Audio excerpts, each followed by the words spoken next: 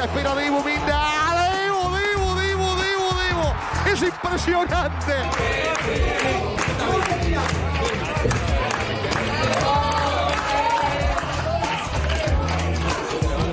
Cette loi, c'est la fin du monde, c'est la fin des droits humains, de l'humanisme, de l'humanité. Le Brésil, on a vécu un cauchemar. 4 ans de misogynie, 4 ans de homophobie, de préjugés, de morts, de milliers de morts. Yo voy a participar activamente de este debate porque ya he lanzado mi precandidatura a senador nacional por la capital federal y espero desde ahí impulsar este debate entre la visión de la expresidenta del PRO, Patricia Bullrich, y la visión del presidente Macri, que comparto. Es lógico que tengamos 650 partidos políticos. Es lógico que gastemos en una PASO, en boletas electorales, 52 millones de dólares. I'm staying in the race. I'll beat Donald Trump. I will beat him again in 2020. By the way, we're going to do it again in 2024. Porque tenemos un presidente que está muy bien encaminado, muy sólido y con una política como la que nunca hemos visto. Así que bueno, tenemos que hacer honor a eso. 4.5 years of work changing the party. This is what it is for. A changed Labour Party, ready to serve our country, ready to restore Britain to the service of working people. Usted cuando era arquero, y se lo reconocía por el vigor, la intensidad, ahora le toca atajar todo lo que le tiran, pero bueno, es así, como el Divo anoche. Un aplauso para el Divo acá, que realmente es maravilloso. ¿Qué tal? Muy buenas noches, ¿cómo están? Buen viernes, ¿eh? Viernes frío en la ciudad de Buenos Aires, en todo el país.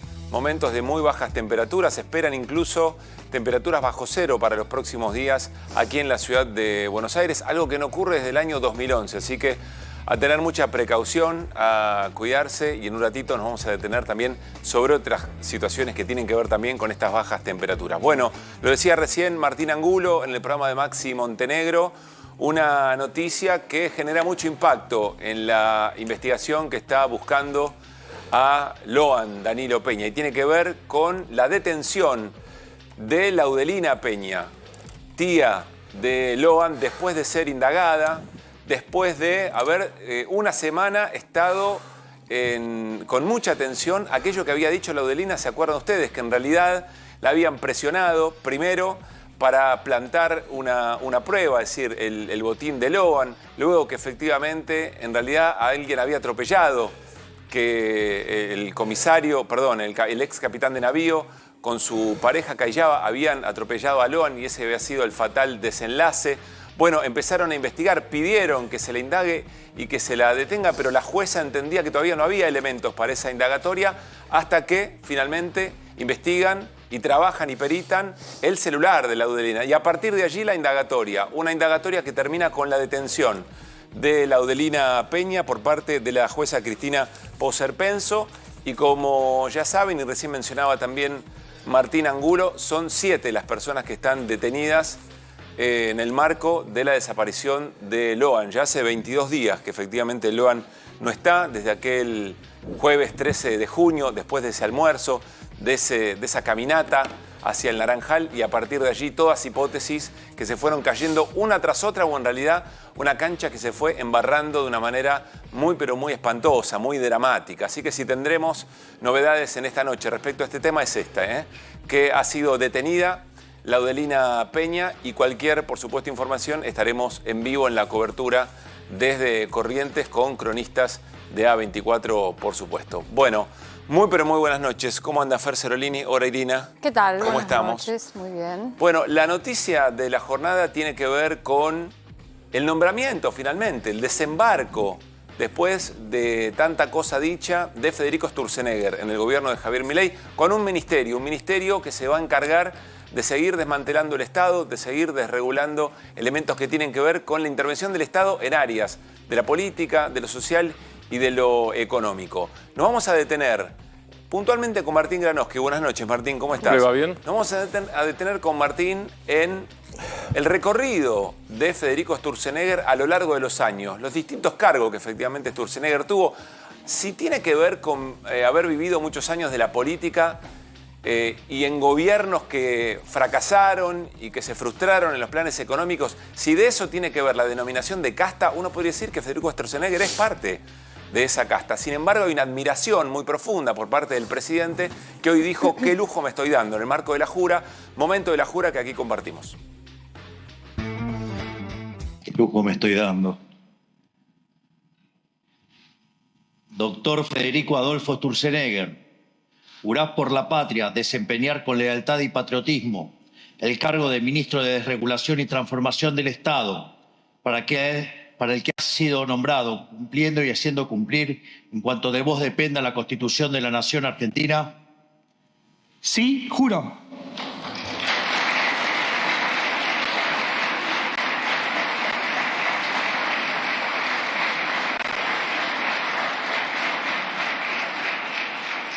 Si así no lo hicieres, la Nación os lo demande.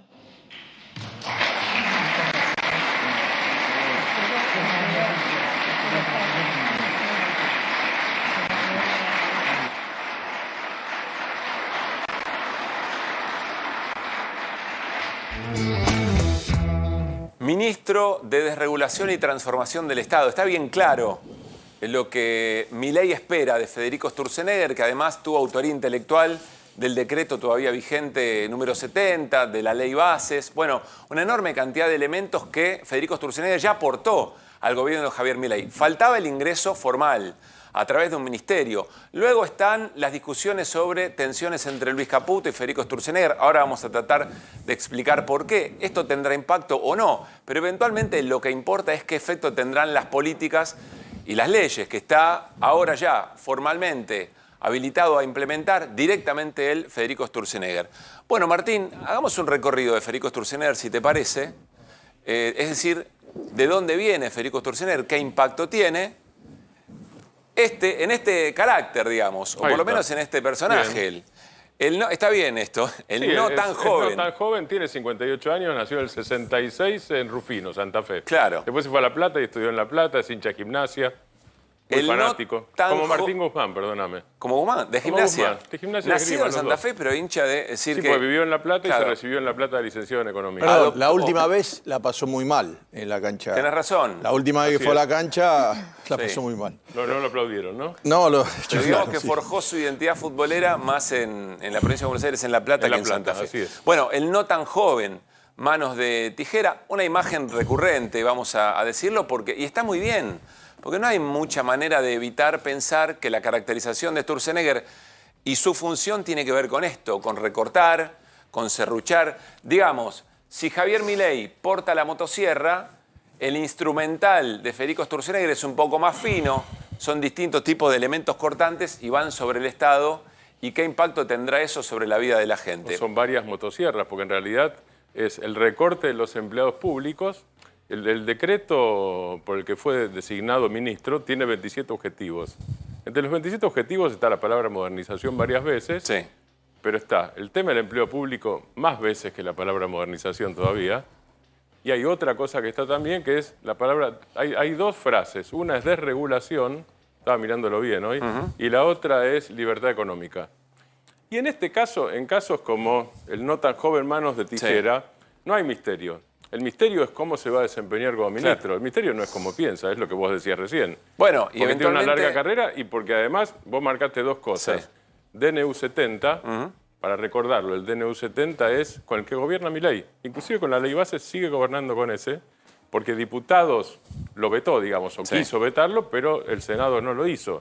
Con lo cual rige.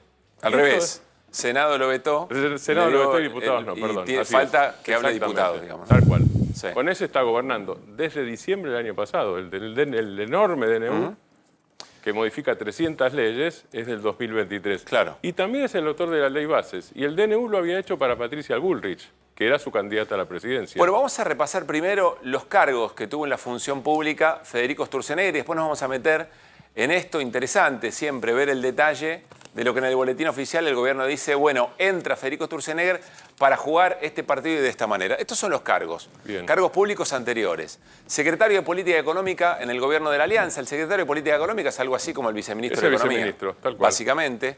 Perdóname, Sí. no sigamos. El gobierno de la Alianza, 2001. Sí. Fue viceministro de López Murphy y después de Domingo Cavallo casi hasta el final. Sturzenegger deja la función pública no el 20 de noviembre, sino unos días antes, sí, en realidad muy pocos días antes del corralito del 2001. Cavallo se va y de la Rúa también se va. Quiere decir que el presidente no debe ser cabulero. El presidente juega al fútbol y es futbolero y fue arquero. Todos los futboleros somos cabuleros. El presidente evidentemente no, porque los cargos, ahora lo vamos a ver, este es el primero, los cargos públicos importantes de Sturzenegger están ligados a las crisis. Bueno, de hecho, Federico Sturzenegger debería levantar la mano si se habla del megacanje. Claro.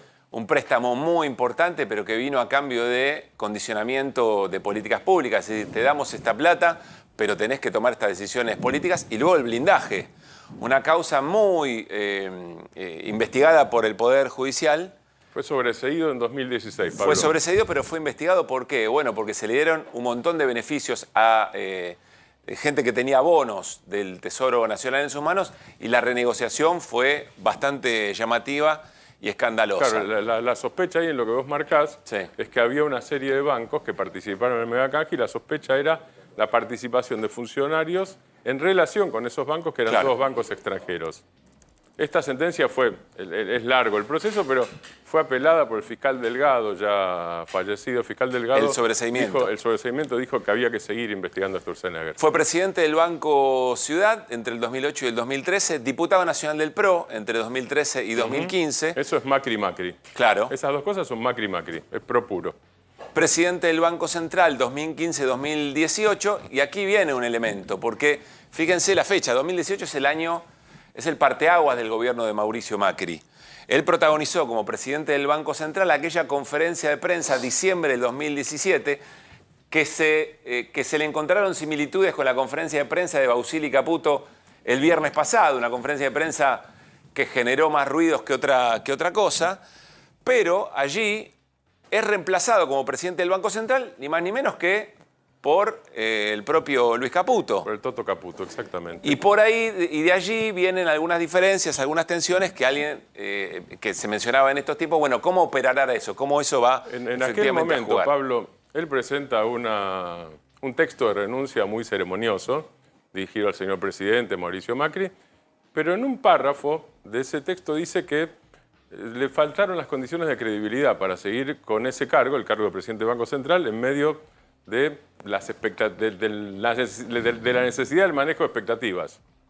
Y entonces renuncia. La verdad es que Macri lo llamó a Olivos y le dijo, el dólar se está disparando, andate. Claro. Y lo recibió además con Nicolás Dujovne, que era el ministro de Economía, con Caputo, que era el ministro de Finanzas. En ese momento todavía estaba... Secretario de Finanzas. Secretario de Finanzas. Estaba separado y, bueno, ahí se va y Caputo asume, como vos contabas recién, la presidencia del Banco Central. Tenés razón. Por eso te decías, otra crisis. Crisis del 2001...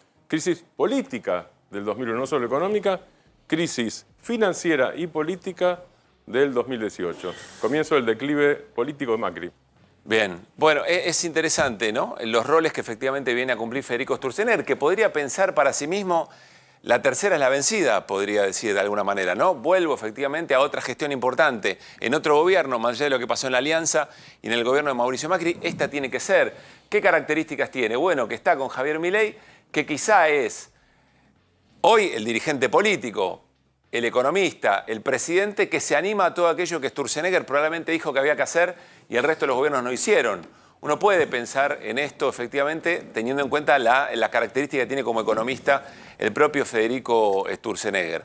Bueno, vamos a ver qué significa esto. Sturzenegger dice que llega ya con un proyecto de ley bajo el brazo, que es el proyecto de ley Hojarascas, para renovar una enorme cantidad de cosas que ya sobran en las regulaciones del Estado, y veremos en qué ámbitos puntualmente comienza el trabajo de todo su instrumental, de recortar y seguir profundizando la desregulación de la economía, la desregulación del Estado. Claro, no vamos a la mesa, ese Martín. es el punto, es desregulación del Estado y regulación de la economía a partir de manos de tijera de cortar los instrumentos de regulación que el Estado tiene todavía. Nos vamos a la mesa porque tenemos Muy una bien. invitada muy especial que de estas cosas conoce y mucho, y va a ser muy interesante escucharla para que nos dé claves de lectura de la llegada de Federico Sturzenegger al Ministerio de Desregulación y Transformación del Estado. Está Ana Castellani con nosotros. ¿Cómo estás, Ana? Hola, ¿cómo estás, Pablo? Bienvenida. Es socióloga y fue secretaria de Gestión y Empleo Público. A ver, con toda tu experiencia, más la mirada sociológica, el análisis político, ¿qué observás? ¿Qué significa, cómo tenemos que entender la llegada de Sturzenegger al Ministerio de Transformación del Estado? Tenemos que entenderla mirando básicamente lo que efectivamente hizo el gobierno hasta ahora y lo que prometió hacer en campaña y sigue afirmando que va a hacer, y que es el desmantelamiento de determinadas funciones del Estado. Eso no es un secreto, Milei hizo campaña. Es una promesa, de hecho. Con una promesa de campaña que no era solamente la figura de la motosierra, que todo el mundo asocia más que nada al empleo público, sino el organigrama del Estado reducido a su mínima expresión. Es esta idea de jibarizar el aparato del Estado. Pero que en realidad lo que tiene atrás es la idea de que el Estado está ejerciendo en la Argentina hace más de 100 años funciones que él cree que no se tienen que ejercer. Y una de ellas son las regulaciones vinculadas a la actividad económica. Ninguna regulación de mercados, ningún control que ponga trabas al despliegue de la empresa, el Estado las tiene que hacer. Entonces, las funciones de regulación, fiscalización y control que el Estado Nacional lleva adelante, no solo a través de sus ministerios, sino fundamentalmente a través de sus organismos descentralizados, Sí. son las que vienen a ser transformadas para eliminarse. Claro. Después eso viene con todo un discurso, con toda una narrativa de mejorar la eficiencia, de modernizar, de hacer que las cosas sean más fáciles y que cuesten menos. Pero cuando uno mira lo que se hizo en los últimos 6 meses, ese no es el objetivo real, porque si A no... ver, ahora vuelvo sobre qué quiere decir modernizar el Estado, pero miren lo que decía Ana, es muy importante. Fue promesa de Javier Milei el desmantelamiento del Estado, y Federico Sturzenegger, antes de que Javier Milei fuera presidente, se presentaba de esta manera, es decir, como capaz de hacer esto que van a ver a continuación. Primera columna, leyes que se derogan, más o menos 300 leyes. Acá, mira, acércate, Balón. Así que esas son todas leyes que se derogan. Bueno, obviamente, si se quiere hacer, ¿no? Y después acá tenemos el pilón de las leyes que se modifican. Así que acá está por temática, cada uno de los temas. Entonces el primer artículo son las que se derogan, que es la pila esta que está acá al lado. Y después ya empiezan las demás. Entonces el primer artículo son las que se derogan, que es la pila esta que está acá al lado. Y después ya empiezan las modificaciones, ley por ley. Ok, y que es básicamente un cambio en todas las leyes de Argentina que tienen privilegios, que tiene la estructura de status quo. Así que bueno, acá está el trabajo terminado. Me pongo a pensar, Ana, que si esto se jugó en campaña y se jugó positivamente, es porque caló profundo en una sensación de que el Estado efectivamente no funcionaba. Y vinculado a esto, quiero preguntarte qué significa modernización. ¿Qué significa modernizar el Estado? Generalmente cuando se habla de modernización, que ya el macrismo vino con un ministerio de modernización... Claro, Andrés Ibarra. Claro, con Andrés Ibarra a la cabeza, lo que se busca es traer la lógica supuestamente más eficiente del sector privado a la administración pública. Entonces ahí va desde la digitalización de todos los procesos administrativos hasta la reducción de las estructuras o evitar en un análisis las superposiciones de funciones para hacer eso más, la acción estatal más eficiente, que es algo que todos nosotros que estamos en esta mesa podríamos compartir, porque ¿quién no quiere que el Estado sea más eficaz y más eficiente? El tema es que esto que es la campaña de Bullrich, no era la campaña de Milei, y ese bodoque de marco regulatorio y normativo que rige a la Argentina, que seguramente debe tener la necesidad en muchas partes de ser modificado, no digo que todo eso sea así, pero ¿a quiénes beneficia? ¿Quiénes son los destinatarios de esas desregulaciones?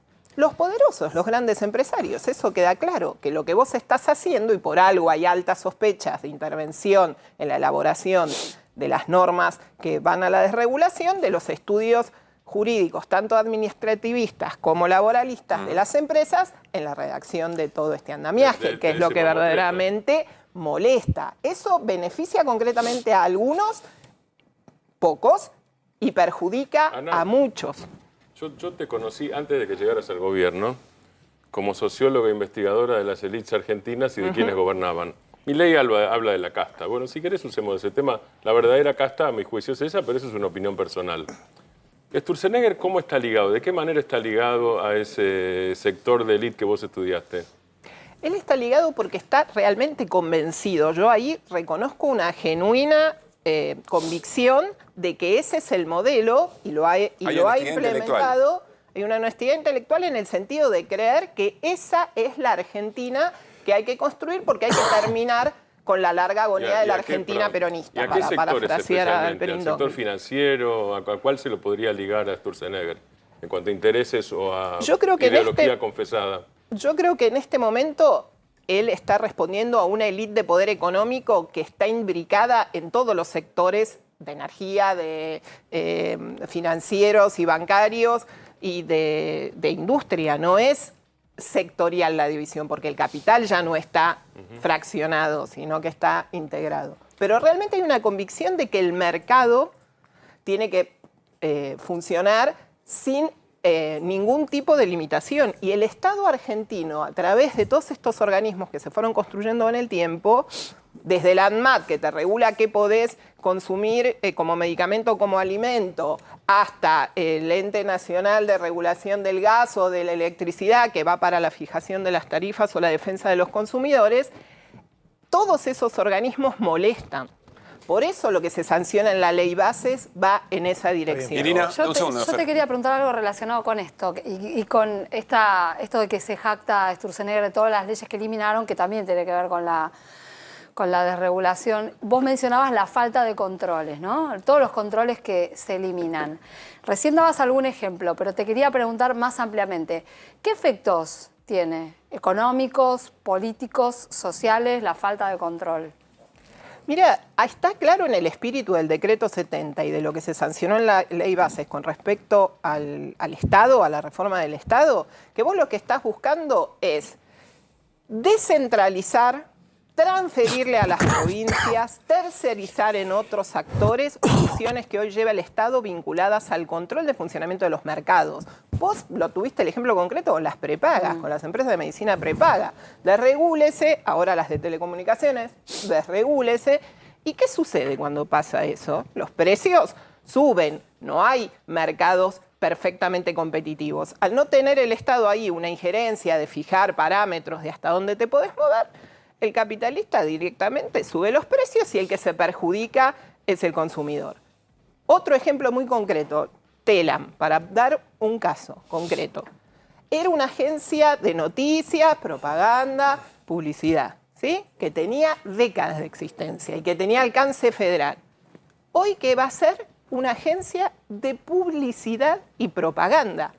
O sea, algo que está construido en décadas con los recursos públicos, que tenía el objetivo de hacer la producción periodística de noticias de todo el territorio nacional, ahora se va a convertir en una agencia de publicidad y propaganda que ¿a quién beneficia? ¿A la ciudadanía, al conjunto de la ciudadanía o a la fuerza política que gobierna? O sea, entonces, lo que yo quiero llamar la atención, porque para mí es fundamental, es que tras todo ese discurso de modernización fiscalista, de que esto va a ser para hacerlo más moderno, más de mejor calidad y que le va a cambiar la vida a la gente, en realidad por todo lo que Milei viene haciendo y su gobierno desde el 10 de diciembre para acá, me da muestra de que eso no es así. ¿Vos decís que nuestra vida va a ser peor?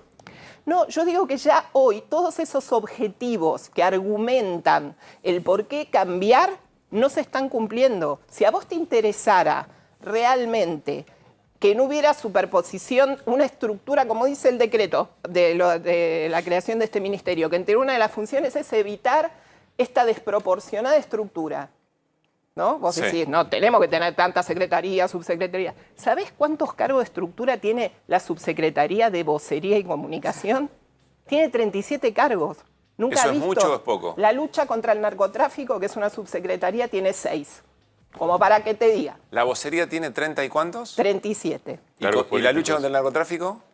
Cargos de función ejecutiva. Claro. ¿Y lucha? 6. Bueno. Entonces no es que no quiero agrandar la estructura. Depende para qué quiero agrandar la estructura. ¿Fer?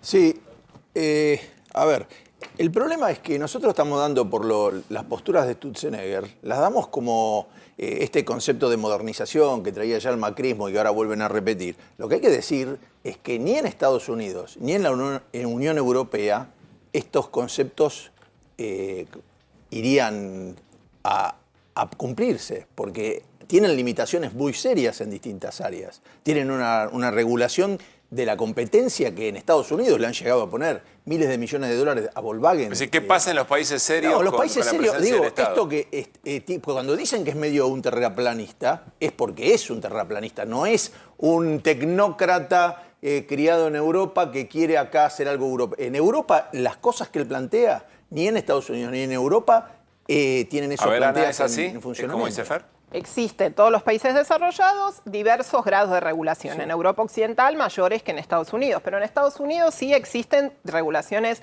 muy fuertes cuando hay posiciones dominantes dentro de algún mercado tema para alimentario y todo evitar esa concentración. ¿Qué te van a argumentar?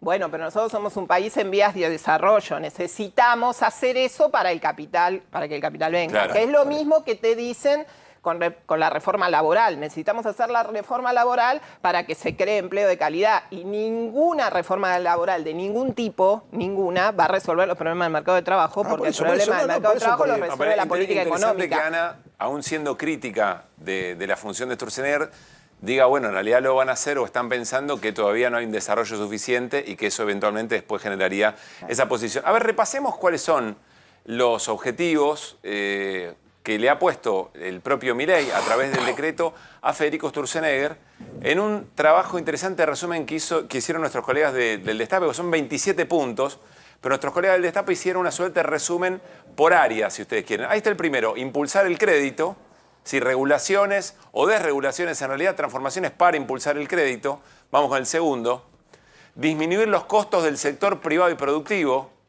Esto uno imagina que tiene que ver con dejar liberadas las fuerzas del mercado, ¿no? Que no se meta, correte estado que estamos jugando. Exacto. Punto 3, revisar esquemas tributarios. Acá la pregunta es, ¿en qué sentido?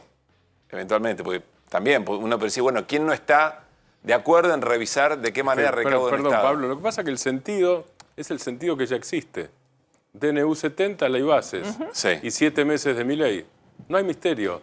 A mí me parece que el único misterio es qué va a pasar desde el punto de vista de las experiencias de Sturzenegger, que, como hablábamos antes, en los lugares que estuvo y en los momentos en que estuvo, o fue partícipe o desató crisis políticas y financieras. ¿Qué efectos va a tener? Exactamente. A ver el cuarto punto. Impulsar la creación del empleo privado, lo que decía Ana Castellani recién.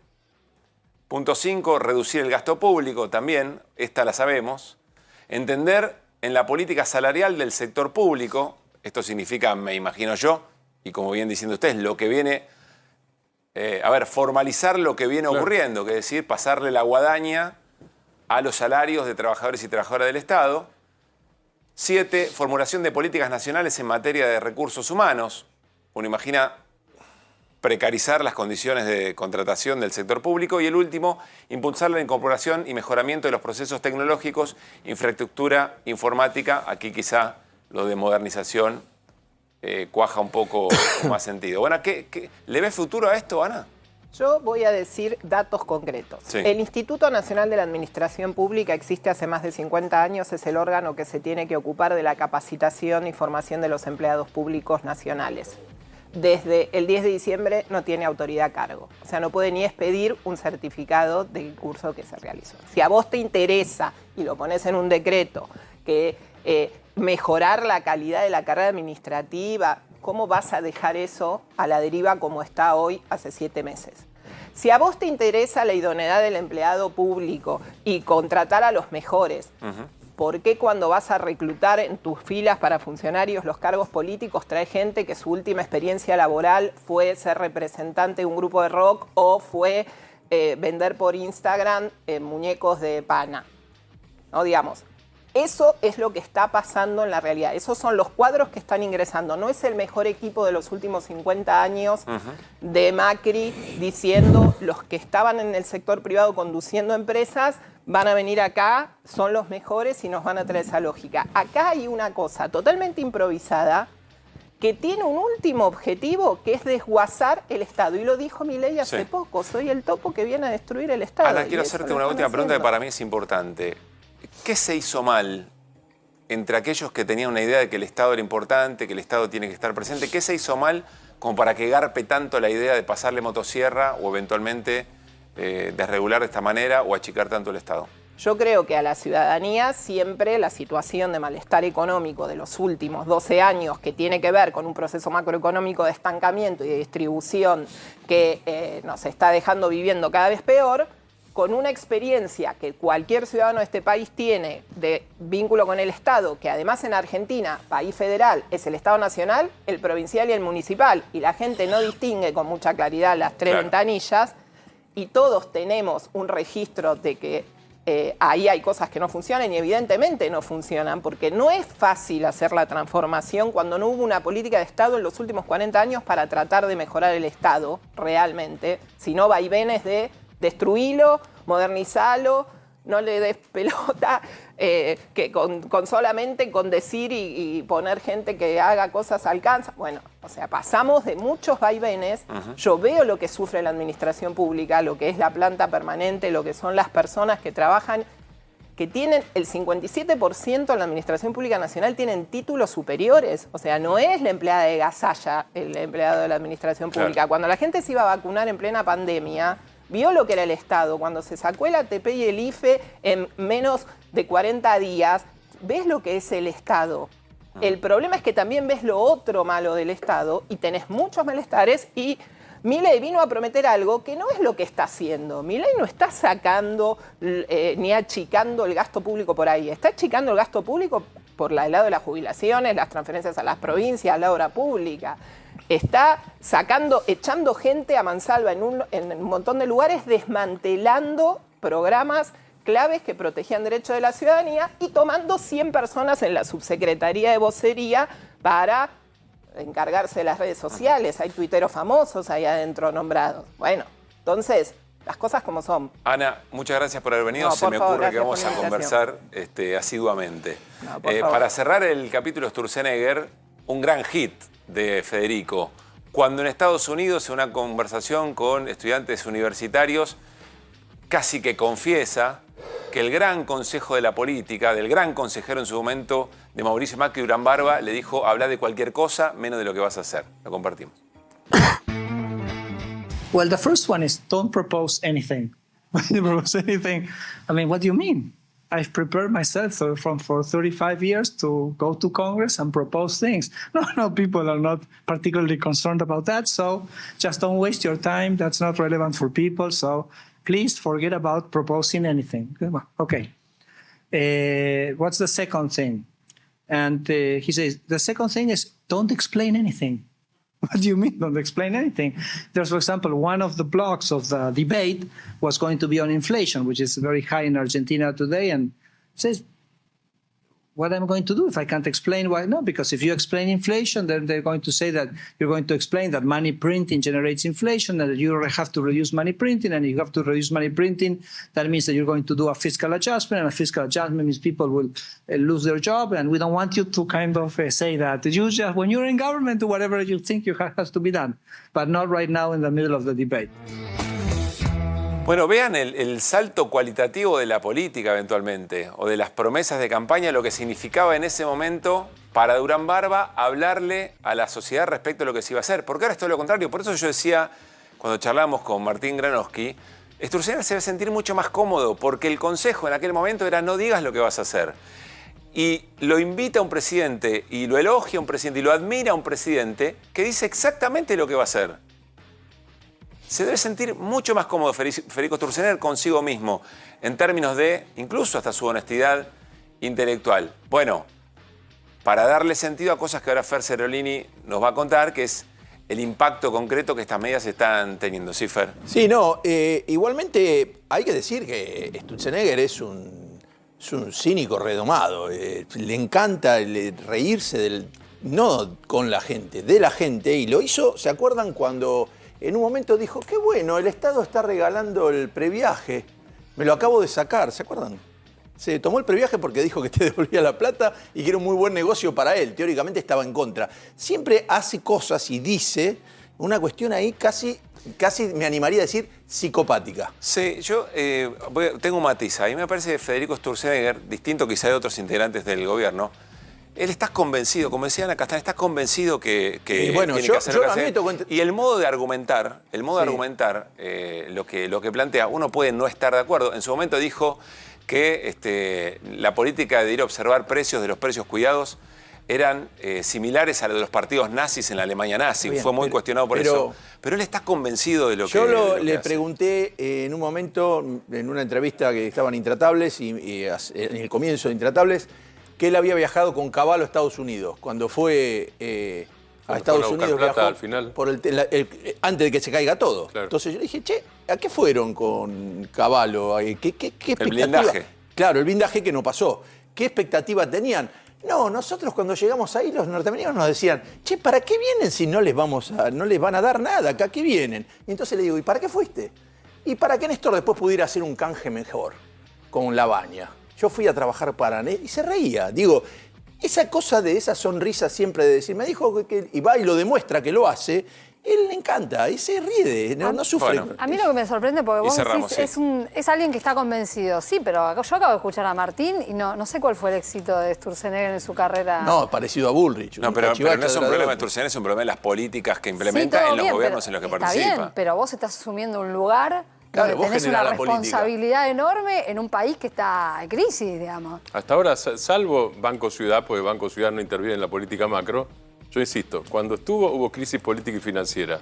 Veremos qué pasa ahora, pero cuando estuvo Sturzenegger, puede ser casualidad, puede ser una fatalidad. Bueno, pero estuvo en lugares importantes. Insisto, son el Fuiste tipo de políticas a las que presidente se del Banco lo... Central Está y bien, pero viceministro son el de tipo de Economía. políticas a las que lo convoca. Ni fue ministro de Economía, ni fue presidente de la Nación. Se lo convoca para determinado tipo de políticas que son las que eventualmente no funcionaron nunca, que se implementaron. Que siempre terminaron mal. Si manejás el Banco Central, es como Pelle, la responsabilidad que tiene Pelle en el gobierno de Pese, en el gobierno de... ¿Era independiente?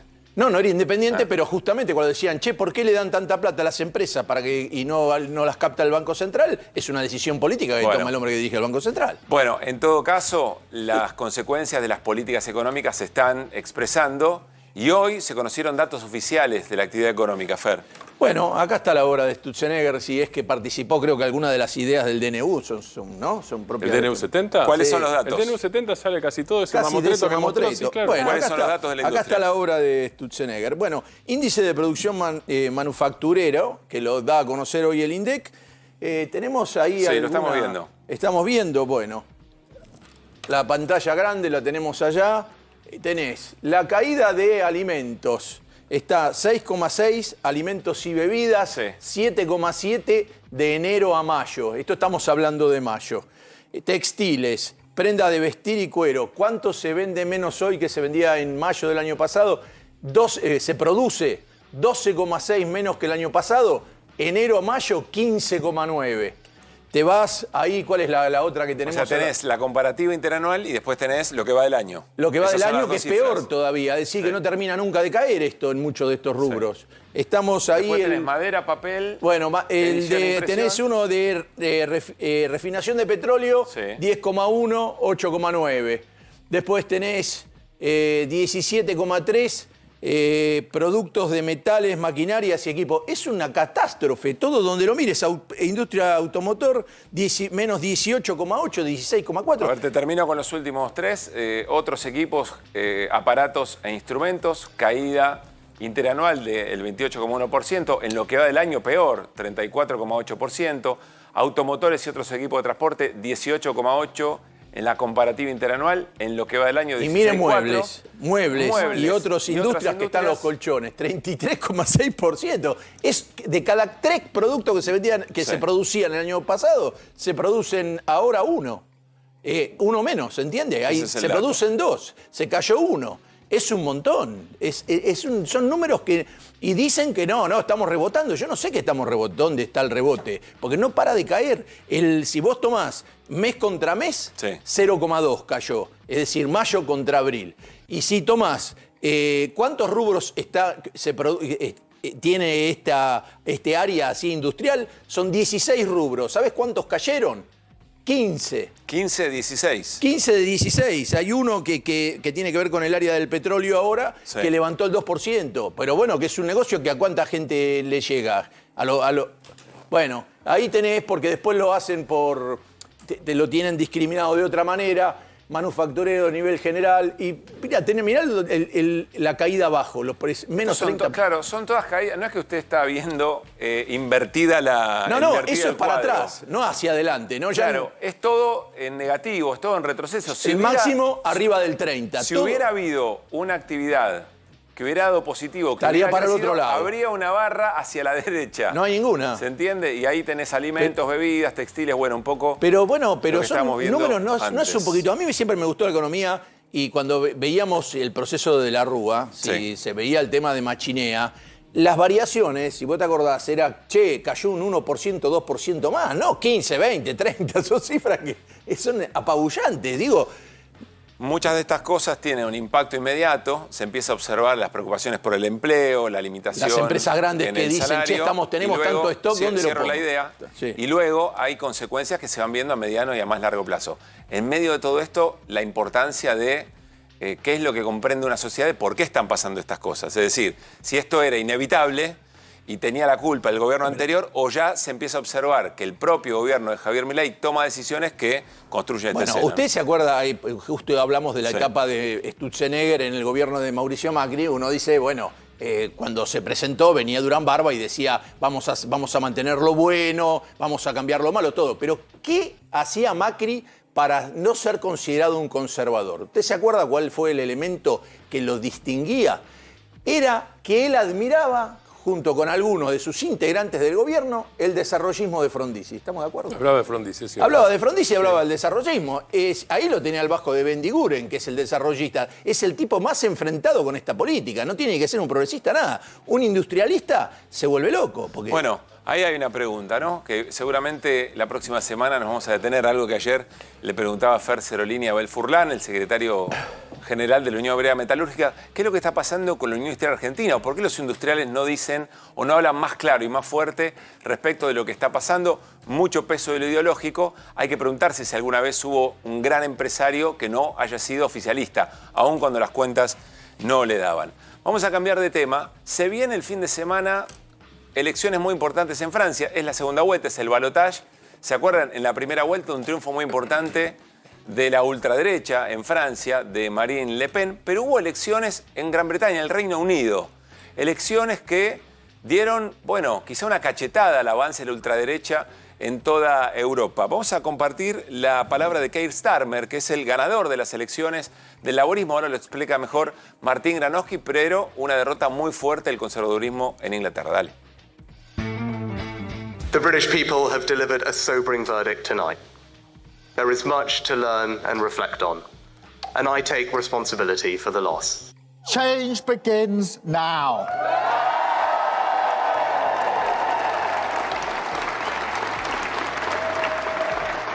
And it feels good, I have to be honest.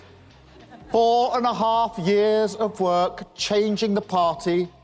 This is what it is for. A changed Labour Party, ready to serve our country, ready to restore Britain to the service of working people. ¿Qué lectura sobre esto, Martín? Primero, la victoria fue aplastante, pero aplastante porque el sistema inglés no es como el sistema argentino, no es proporcional, es por circunscripciones. Hay 650 circunscripciones. Es como si fuera nada, un diputado por Palermo, un diputado por Lanús, no por la provincia de Buenos Aires en general. Sí. 650 en todo el Reino Unido. Vos ganás esa circunscripción y te quedás con los votos. Es decir, que no necesitas la mayoría. Solo con ser primera minoría te quedás con todos los votos y sos el diputado electo. Por eso, si la victoria del laborismo fuera en otro país, habría sido menos aplastante. Claro. Siendo un sistema uninominal y habiéndose quedado con todo, en realidad con todo en cada una de las circunscripciones donde ganó, y esta aclaración es importante aunque parezca técnica, en la Cámara de los Comunes, que es lo que vemos en la placa, llegó a, ahí está, 412 bancas. Con 326 tenés la mayoría en Reino Unido. Esto es Labour, Partido Laborista, lo que se ve en rojo. 412 bancas, tenía 365 según las elecciones del 2019. Lo que está por debajo años. es, claro, lo que hay contra el escenario. ¿El 71 qué es? 71 ahí va, 121 son los conservadores, bajaron, fíjense... Desastre, triplicado y pico. Estaban en 202 y bajaron a 121. Estaba en 365, perdón. Estaba en 365. En 365, perdón, y bajaron a 121. Y baja a 121. Sí, perdón. 365 y bajaron a 121. Y lo que preguntaba Fer es importante, porque ese es el crecimiento de la ultraderecha. 71 bancas, que es mucho, no es poco, es mucho. Eso es Nigel Farage, que fue el impulsor, sería el equivalente de Vox, Milley, etcétera, etcétera, el impulsor en su momento de la salida de Gran Bretaña al Brexit, el que tiró más a la derecha a los conservadores, que ya estaban muy a la derecha, los tiró más a la derecha todavía, cambió la agenda. Ese es un fenómeno ya conocido. Y es un fenómeno conocido. A la derecha tradicional de un país, Exacto. la aparición y la fuerza, la ultraderecha y la está atracción. dando también, y se está dando también en Inglaterra, digo. Esto es para mirar, porque estas cosas no son para ¿Alguna minimizar. vez en el caso de los laboristas, podrían querer volver a ingresar al mercado común europeo o no? Ya es muy difícil, yo no lo sé, eso no puedo contestar No, seriamente. pero no lo proponen. No lo proponen. No lo proponen, pero evidentemente va a ser un gobierno en esos términos más europeísta. Hay un péndulo en esto, ¿no es cierto? Digo, para hacer un poquito de historia lo más corta posible, es Margaret Thatcher, privatizaciones, lucha contra los sindicatos, contra el poder de los mineros, los recolectores de basura y privatizaciones. Largo periodo conservador, Guerra de Malvinas incluida, y triunfo en Guerra de Malvinas y hundimiento del Belgrano incluidos, cosa que le dio popularidad. Después viene un periodo de laboristas, centristas o de centro derecha. Sí, que eran educados por Tony Blair, que estaba educado por la Thatcher. Blair. Porque era esto te preocupa a vos, Pablo, era el sentido común imperante en ese momento. Digo, para traerlo a la Argentina, que es interesante. Y lo que hay ahora es una corrección después de tantos años de gobierno conservador. No es una habla de trabajadores porque son laboristas. No ganó el ala de izquierda del laborismo, probablemente no hubiera ganado, porque además con Jeremy Corbyn no ganó ya en el 2019, o sea que no estoy hablando solamente de una cosa contrafactual, sino algo que no ocurrió en su momento. Pero al mismo tiempo, lo que hay es una demanda muy fuerte de los británicos de mejorar, por ejemplo, el servicio de salud, que es legendario, y era legendariamente bueno en el Reino Unido, y está en baja, y los servicios públicos están en baja. Incluso se está rediscutiendo si no se reestatizan algunas empresas privatizadas en la era Thatcher. Eso es parte de la discusión en Gran Bretaña. Perdón, ¿no? De la época de lo que era el laborismo, que el laborismo a nivel mundial, buena parte de los cambios que se incluyeron en otros países venía de lo que proponía el laborismo en Inglaterra, que era realmente progresista. A ver cómo quedó pintado el Reino Unido a partir de estas elecciones, de estas horas. Bien, ahí está. El rojo son los... ahí está lo que hablábamos. Los laboristas, los que ganaron. Ahí se notan cada uno de esos puntitos. Es cada una de las 650 circunscripciones de las que hablábamos. Ahí se ve cómo el laborismo ganó en la mayoría de las 650 y pico. Por eso llegó a una cantidad de bancas que hace que le sobre mayoría como para gobernar. Claro, se me escapan las caracterizaciones del Reino Unido, pero me llama la atención que en el sur esté concentrada la mayor expresión de derecha o nueva derecha, ¿no? Está Londres ahí, ¿no? Sí, sí, así es.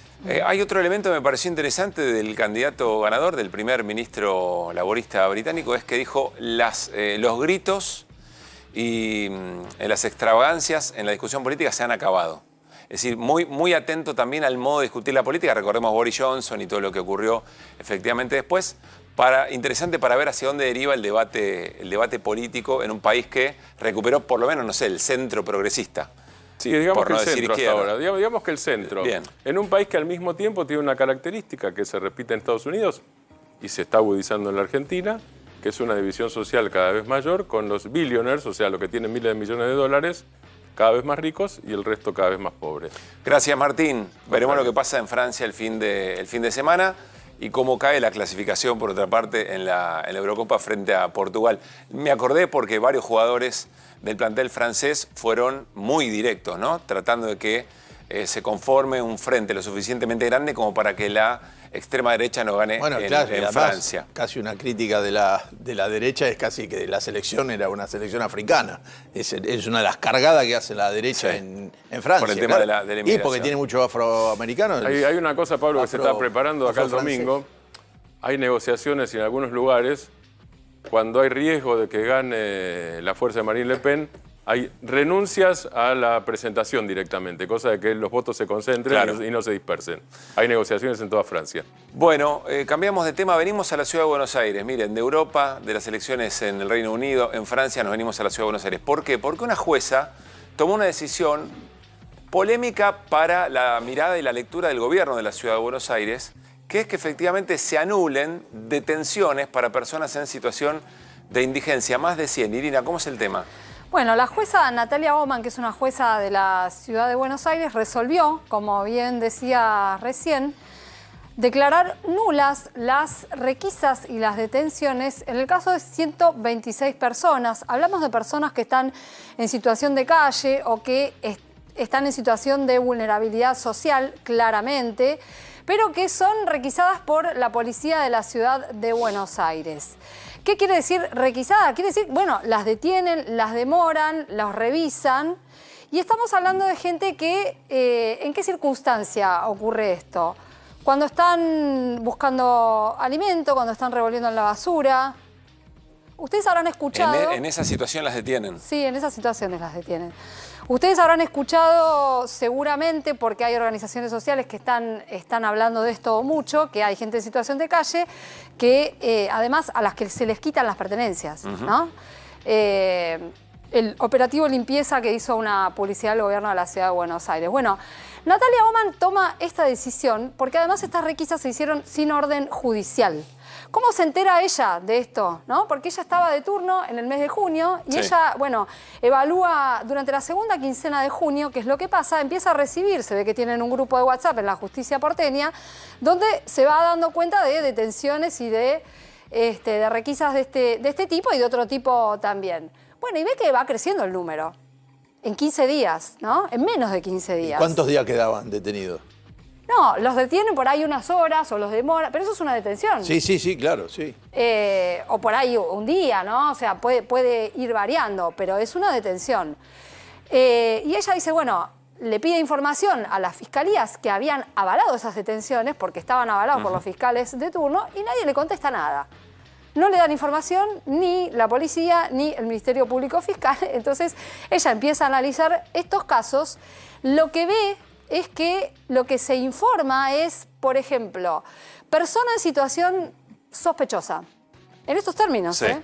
Persona que está merodeando alrededor de un auto. Persona que está revolviendo en la basura. Esas son las circunstancias en las que se producen las detenciones que a la Exacto. jueza le llaman la atención. Que a la jueza le llaman la El atención. merodeo no es delito ni puede ser sospecha, ¿no? No. A ver cómo sigue Ni el siquiera, tema. ni siquiera es una contravención. Claro, nada. Lo que se informa acá es una supuesta contraversión, que es la tenencia de un arma no convencional. ¿Qué es un arma no convencional? Bueno, según lo que reporta la policía, de lo poquito que reporta, un destornillador, puede ser un cuchillo tramontina, Una faca. puede ser una faca, puede ser una varilla, hay varillas secuestradas en este caso. Bueno, eso es lo que secuestran, ¿no? Eso lo que estamos viendo es Esto que estamos viendo lo que dice la jueza. es lo que dice El la fallo de jueza. la jueza. Exactamente. Esto es lo que concluye la jueza Natalia Oman. Ella dice que en estas detenciones observó con nitidez la existencia de un riesgo cierto e inminente de afectación de derechos constitucionales protegidos como lo son la libertad ambulatoria, la intimidad y la dignidad humana. Sí, la jueza está diciendo cuidado porque estas detenciones están atentando contra estos derechos. Exactamente, y Dice está. la Y jueza. aparte señala la situación de las personas que son detenidas, ¿no? Bueno, decía un poquito más Sí. ahí que justamente son personas en situación de vulnerabilidad social y que las detenciones son arbitrarias y que el Estado Nacional, el Estado argentino, puede incurrir además en responsabilidad internacional porque hay 2 fallos internacionales que prohíben estas detenciones arbitrarias. ¿Qué ¿no? responde o qué dice Bueno. frente a esto el gobierno de Jorge Macri? A eso vamos, porque la reacción fue de mucho, evidentemente se sintieron tocados, fue de mucho enojo, tuitearon varios, tuiteó Waldo Wolf, tuiteó Jorge Macri, A ver, tuiteó Leo, Diego si te Kravetz. parece la respuesta de Jorge Macri. La justicia que avala delincuentes no va más, dice en la red social X. La jueza Natalia Oman, la jueza que nos está mencionando Irina, firmó un insólito fallo, el que comenta Irina, en el que se ordena a la policía de la Ciudad de Buenos Aires no requisar a personas en busca de armas blancas y devolverlas incautadas en procedimientos a sus dueños. Hace años que somos víctimas de un sector de la justicia que opera por ideología y protege delincuentes. Eso no va más. Para que tomemos dimensión, solo en los primeros 4 meses de nuestra gestión, la policía de la ciudad incautó más de 1000 armas blancas. Ya apelamos la medida y vamos a seguir secuestrando armas, deteniendo delincuentes y trabajando para que los porteños y todos los que visiten la ciudad estén seguros y tranquilos. Una denuncia muy fuerte la que hace el gobierno de la Ciudad de Buenos Aires. Una de las cositas que no llegamos a ver del fallo Sí. es que la jueza explica, por ejemplo, que muchas de las personas están cartoneando, entonces utilizan algunos elementos que por ahí cortan para cortar el cartón. Bueno, yo te quiero decir... Eso lo remarca la jueza. Eso lo remarca la jueza, sí, en parte de lo que habíamos mostrado. Sí. Hay varias cuestiones que hay que decir acá. Yo no sé bien en qué se basa el gobierno de la ciudad para decir que son delincuentes, porque estas personas no tienen un proceso judicial abierto. Claro, si no tendrían que Esto no es una causa judicial. Claro. Les inculcan una contravención y se archiva. O sea, esto se archiva después porque no pasa nada, ¿no? La jueza... O sea, perdóname. Si alguna de estas personas va a buscar certificado de reincidencia, no aparece, no hay aparece. antecedente acá. No es que le baje no hay la- antecedente penal, no hay nada. No es eso, es molestar a la gente en situación de calle, criminalizarla, vamos a decirlo claramente, mostrarlos como peligrosos, porque es la gente que duerme en la calle, vamos a mostrar cómo son peligrosos, tienen armas blancas, tienen un cuchillo, los generalizan además como si fuera la situación de todos, que no es todo igual, y además, vuelvo a remarcar, no le dan la información a la jueza. No le dicen, en este caso esto, en este caso lo otro, en este caso tal cosa. No, le dicen acá había una situación sospechosa. Es la misma lógica de Patricia Bullrich cuando dice que las fuerzas de seguridad disparen... Bueno, es una tensión evidentemente muy fuerte del gobierno de la Ciudad de Buenos Aires con una jueza a la que evidentemente señalan como garantista, lo voy a poner en estos Y sí, términos. es eso. Y veremos cómo continúa. ¿Cuáles son los próximos pasos? Te quiero decir algo, ellos Sí. informaron además, ellos dijeron, nosotros apelamos el fallo. Sí, Ellos no apelaron el fallo. no está apelado el fallo. Sí, el fallo está apelado por el Ministerio Público Fiscal. Ajá. O sea, por las fiscalías de la Ciudad de Buenos Aires. Sí. No es el gobierno de la ciudad. Pero, perdón, es casi una confesión. El decir, fallo que está diciendo, el fallo, no puede haber un fallo a futuros, digamos, yo te libero El fallo si te anula- detienen adelante, no te pueden prohibir que te detengan, ¿no? Digamos, Primero, ¿qué dice ella? Entiendo no. la recomendación, Ella anula las requisas. pero ya terminaron, habían terminado. Sí, ya terminaron, pero ella está haciendo una advertencia, pero tampoco es que le está diciendo a la policía de la ciudad, usted no puede ir a hacer esto. Ella dice, yo anulé estas porque estas son ilegales, son las que yo vi. Y que no punto. corresponden. ser Claro, y tratadas no como- corresponden. sí. Digo, marco esto porque hay algunas cuestiones que muestra el gobierno de la ciudad que están un tantín distorsionadas, ¿no? Por decirlo de alguna manera. Y entre otras cosas es eso. ¿Por qué dice que son delincuentes? Si no tienen ni siquiera una causa abierta. Bueno, vamos a ver cómo sigue, insisto, es un tema muy delicado, muy sensible y va a ser interesante ver el devenir de lo que plantea la jueza y lo que evidentemente está señalando el gobierno de la Ciudad de Buenos Aires. Gracias, Siri. Bueno, a continuación vamos a invitar, se va a sumar a la mesa de QR, para mí una persona muy especial, porque la primera vez que conduje en televisión fue a partir de una idea de Rosario Lufrano, colega, fue presidente de RTA, Radio y Televisión Argentina. Ese programa se llamaba Desiguales en la televisión pública. Para mí fue una experiencia realmente muy enriquecedora. Por eso la entrevista que viene a continuación va a ser muy importante. Para hablar de los medios públicos, lo que está pasando en los medios públicos, para hablar del periodismo, de la relación del periodismo, del gobierno y del periodismo, pero también de nuevas cosas que se le ocurren a Rosario Lufrano en su larga trayectoria como periodista, la capacidad de observar qué es lo que puede funcionar, de qué manera se puede interpelar en estos tiempos a las audiencias. El proyecto, el emprendimiento, el desafío se llama Norita, es un canal de streaming, tiene esta presentación. Se viene el streaming, uno nuevo, se llama Norita y espero que te cope acompañarnos las veces que estemos en contacto. Voy a hablarte de economía, de tu economía, de los problemas que tiene tu bolsillo, de los responsables y también de las soluciones. Hola, hola, ¿cómo va? Estrenando no solo casa, estrenando canal de streaming. Hola, hola, soy Mavi Díaz, feliz de estar acá en Streaming Norita, donde voy a estar presentando mi programa Radiador. Soy Esmeralda Mitre, voy a estar acá en Norita. No se pierdan mi reality ficción, porque si no, se quedan afuera de todo. Sí, todo lo que necesitas es Norita. Bueno, ruido va a ser. ¿Cómo te va, Rosario? Bienvenida. Buenas noches, gracias por invitarme. Gracias por estar. ¿Qué es Norita? ¿Cómo surge? ¿Cómo se te ocurre? ¿Qué lees como para decir, bueno, es por acá? A ver, primero que no hay lugar en los medios tradicionales, ¿no? Hay una sensación, un tema difícil, económico, financiero, falta de espacios. Y entonces dijimos, bueno, ¿cómo expresarnos aquellos que tenemos ganas de seguir haciéndolo? Que estamos parados, evidentemente, en un país nacional y popular, dónde hacerlo, cuáles son las herramientas. Dijimos, bueno, el streaming parece ser que es un camino, hay muchas cosas que están pasando en este lugar. Para nosotros es toda una novedad, es un aprendizaje, aquellos que estamos formateados con la televisión tradicional y habiendo manejado televisión pública o radio nacional, buscábamos otras cosas, pero nos pareció que esta era una herramienta interesante. Cuando empezamos a indagar y empezamos a pensar cómo lo hacemos con un grupo de compañeros y compañeras, fallece Nora Cortiñas. Y a modo de homenaje humilde de nuestra parte es que le pusimos Norita. A nosotros nos pone muy felices eso, nos emocionó, la verdad, que podamos tener esa posibilidad. Nos va a visitar cuando arranquemos en unos días el hijo de Norita y su nieta. Y me parece que por eso decimos que es un streaming con legado, ¿no?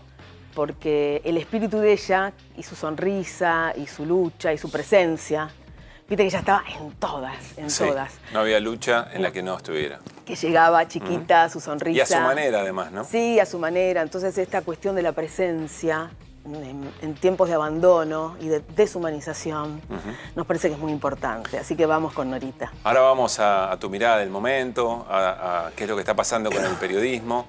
Pero déjame preguntarte, ¿qué pasa?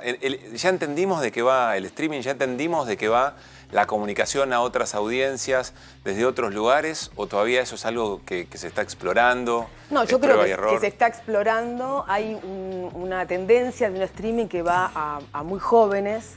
Nosotros dijimos, hay un espacio ahí para explorar en aquellos que somos más grandes, de 35 para arriba, para darle un contenido diferente, al menos de pensar, reflexionar, escucharnos, no con la posverdad, no con las fake news, no con noticias falsas, sino tratar de ver si podemos tener cierta calma, con una esperanza, con una sonrisa, como hacía Norita, marcando que tenemos problemas, pero ver si podemos encontrar algunos caminos de solución y darle voz, me parece, a aquellos que a veces no la tienen.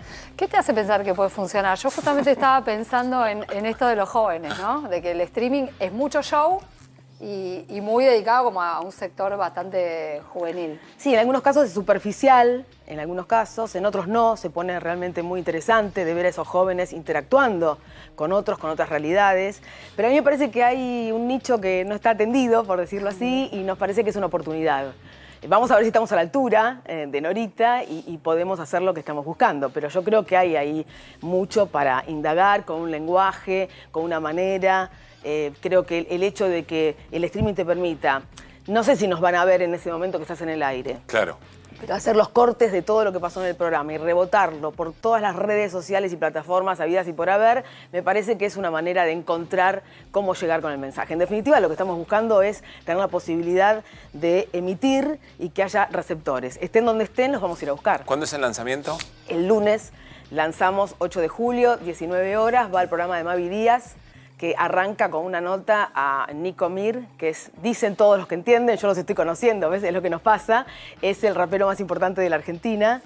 Y también queremos jugar un poco con esta cosa de distintas generaciones. Porque el segundo programa estuvo, ya se hizo, lo van a ver, Teresa Parodi, y Teresa no lo conocía a Nico Mir. Mirá. Y pasa ahí algo de que no se conocen, y Nico tiene unas letras muy interesantes, compone, es un pibe de Pablo Podestá, de 28 años, y que la rompe. Entonces me parece que ahí hay algo también de trazar algún puente de comunicación. Rosario, tenemos un segmento aquí en QR. Sí. Se le ocurrió a alguien que conoce bastante bien. Me imagino. A Claudio Empieza con Claudio y Martínez. termina con Martínez. Se empieza con Claudio. No vamos a decir el nombre, pero la versión No sé Martínez. si tiene segundo nombre, que no tengo idea. Tiene segundo Y a nuestro nombre. querido Woody también en la dirección ejecutiva. Es el mundo según Manu. Bueno, dale. Que reflexiona sobre el rol de Manuel Adorni, rebautizado como ministro de la batalla cultural, y que este es el segmento que además queremos compartir con vos por el sentido que tiene la palabra de un gobierno. Dale. Bueno, mi nombre es Manuel Adorni. Aclaro que no tengo hermana, para que dormí poco y me pierdo. Fin. Que sean 5 perros o que sean 43 conejos. ¿Y qué problema? Vamos sacándose una selfie. ¿Listo? Gracias. Fin. Buenas tardes a todos. Y a todas. Bueno, en primer lugar, comentarles que, como ustedes bien ya saben,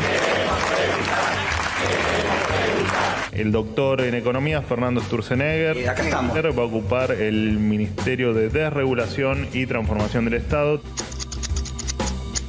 Te pido por favor que si hablas por teléfono lo hagas de una manera que no me interrumpa la conferencia. No importa, no me interrumpan. Se los agradezco muchísimo, ¿eh? Son unos amores. El doctor en economía, Federico Sturzenegger, va a ocupar el Ministerio de Desregulación y Transformación del Estado. Dice que se la rebusca bastante. Va a trabajar en la desregulación de normas que hoy consideramos implican una carga enorme sobre las espaldas de todos los argentinos. Esperaba que llegara. El doctor Sturzenegger cuenta con una prolífica experiencia en el ámbito público y privado. Mucha experiencia para que me oiga este relajo. Es el segundo argentino más citado en publicaciones científicas sobre ciencia económica. Y segundo Francia. Bienvenido, Federico. Bienvenido, amor. Fin. Y voy a venir más seguido porque la verdad es que me gusta. Me gusta eso que me dices, pero sé que son excusas. No hay duda. Dices que me quieres. Bien, por supuesto, parte central de la conferencia de prensa del vocero presidencial respecto de la incorporación de Federico Sturzenegger. Para mí, Rosario Adorni hace muy bien su trabajo. Pero quiero preguntarte, ¿cuál crees que es el rol de un vocero presidencial? ¿Cuál ha sido la experiencia en este tiempo? ¿De qué va la comunicación de un gobierno en estos tiempos? Cuando más tiene dentro de su equipo a Santiago Caputo, que parece ser un experto en redes, y esa es la gran base comunicacional de Milei. Bueno, a ver, la figura de vocero copiada de otros países, a mí me asombra de Adorni que él suele decir hicimos, decidimos, fuimos. El vocero solamente comunica lo que el presidente decidió y aquellas cosas, decisiones tomadas por el equipo. Bueno, él se asume como parte del gobierno. Claro, no, pero él no, es que el vocero lo que hace es decirte, no estamos de acuerdo con tal cosa, dice. Un periodista le pregunta y él dice, no estamos de acuerdo con eso, no lo leímos, no lo vimos. ¿Qué sería nosotros, el presidente? Claro, ¿hay un Algo así. nosotros o hay un presidente? Pero sí, O sea, debería tener una función digo, más en esto técnica. de comunicar y Sí. del lenguaje preciso, porque los periodistas debiéramos caracterizarnos por utilizar un lenguaje preciso. Adorni no es periodista. No, bueno, por eso, pero yo digo, nosotros que somos periodistas analizamos la comunicación y estamos diciendo que debiera tener un vocero que representa al presidente de la nación un lenguaje preciso, además de fin, porque este es el punto, me parece. Bien. La experiencia de las redes y la comunicación política de un gobierno. Bueno, empezó hace mucho eso, ¿eh? A mí me sorprendía cuando Timmermans, que fue nuestro canciller, empezó con algunas comunicaciones a través de las redes, y yo me quejaba, hacía radio en ese momento, y me quejaba porque decía, ¿será esto por qué lo hace así? ¿Y esto será verdad? ¿Quién lo hizo? ¿Quién lo escribió? Pero bueno, evidentemente esto ya sucede y muchísimo, respecto de que esa es la manera de llegar. A mí lo que quizás me abruma un poco por esto que estamos hablando de las distintas generaciones, es que haya un presidente que esté toda la noche tuiteando y cosas que no tienen que ver con la gestión, aparentemente. Pero sí quizás con su batalla cultural. Pero diría el presidente con todo éxito, porque es lo que con todo éxito. Es el modo en que Por eso, porque evidentemente es parte de su batalla cultural para instalar, porque en eso es muy exitoso el gobierno, en instalar agenda todo el tiempo. Pero vos, perdóname, vos nombraste a Héctor Timerman. Efectivamente, Héctor usaba mucho Twitter, sí, exacto. Pero tuvo 2 etapas. Al principio la usaba para la Cancillería y para la política en general como militante político. Y después pasó a usarlo solo para la Cancillería. Exactamente. Para no mezclar, justamente. Claro. Para no mezclar. Pero era curioso porque a mí me llamaba la atención que utilizara ese mecanismo el canciller. Lo pero digo porque siempre lo recordé confuso, como primero, claro, ¿viste? Y como era confuso. Como se hizo confuso, dijo bueno, en un vos lo sabés momento, porque estabas muy cerca. Dice, como se hizo confuso en un momento, dijo, solo tuiteo Cancillería, no tuiteo más, pero ahora lo políticas confuso, o personales. si lo personal, lo militante y lo oficial se fusionaron. Es una decisión, y para el gobierno, evidentemente. Pero para el gobierno de una manera muy eficaz, muy asertiva. Tal cual. Bueno, pero no es casual. Un gobierno que no genera acciones ni obras tiene que hablar de otra cosa, si no, no hablaría de nada. Porque que no tiene gestión, decís no vos. tiene gestión, no visita ninguna ciudad del interior del país. Los 2 lugares que le dan premio, no se sabe quiénes son los que le dan premio. No tiene acción. Entonces, tenés que rellenar ese vacío con algo. Bueno, Entonces, instala temas. Es hablar de cualquier cosa, pero instala temas. Está bien, pero yo insisto con todo éxito. ¿Quién puede quitarle lo bailado a un gobierno o a un presidente que llega desde los lugares donde idea del éxito discutible? Bueno, está bien, sí, podemos. Bueno, se propuso llegar a presidente sí, y está llegó bien, presidente. hasta acá va bien. Va bien en que dio los pasos que quería. De ahí a que estos números que leímos hoy sean exitosos. Sí. No, pero me parece importante lo que señala Fer de lo que uno tiene que ver es que toda esa hiperactividad de redes lo que está es enmascarando la falta de gestión. ¿Es eso? Claro, no, si no van a ningún lado, no hacen nada. Digo, puede ser exitosa en términos comunicacionales. No inauguran nada. Para, los presidentes habitualmente, campaña. Hoy estamos en tal lugar, inauguramos tal cosa, vamos a abrir un canal que irriga tal lugar. No hacen nada. Entonces, como no hacen nada, tienen que hablar de algo. Y bueno, agarran y tuitean algo. ¿Sabés que vamos a hablar de los medios públicos? Estuviste al frente de RTA, Radio y Televisión Argentina. El gobierno le emprendió derecho contra los medios públicos en privatización, en cierre, en desguace.